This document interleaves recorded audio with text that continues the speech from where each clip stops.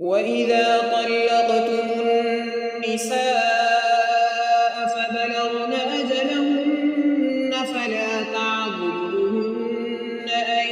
ينكحن أزواجهن إذا تراضوا بينهم بالمعروف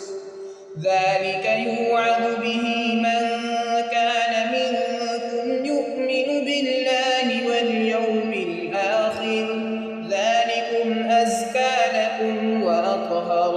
والله يعلم وأنتم لا تعلمون والوالدات يرضعن أولادهن حولين كاملين لمن أراد أن يتم الرضاعة وعلى المولود له رزقهن وكسوتهن بالمعروف لا تكلف نفس إلا وسعها لا تضار والدة بولدها ولا مولود له بولده وعلى الوارث مثل ذلك فإن أرادا فصالا عن تراض منهما وتشاور فلا جناح عليهما وإن أردتم أن تسترضعوا أولادكم فلا جناح عليكم إذا سلمتم ما آتيتم بالمعروف واتقوا الله واعلموا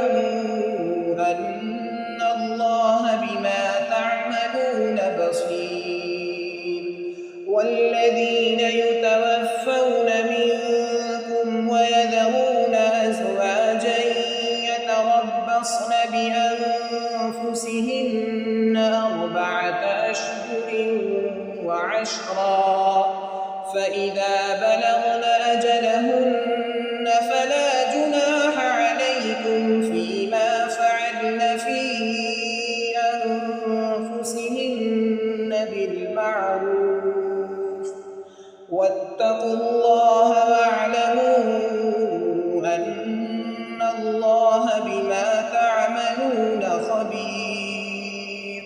ولا جناح عليكم فيما عرضتم به من خطبة النساء أو أكننتم في أنفسكم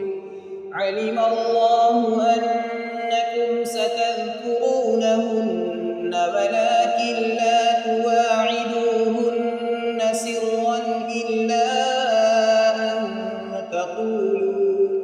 سرا إلا أن تقولوا قولا معروفا ولا تعزموا عقدة النكاح حتى يبلغ الكتاب أجله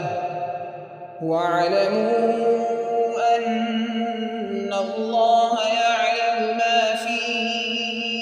أنفسكم فاحذروه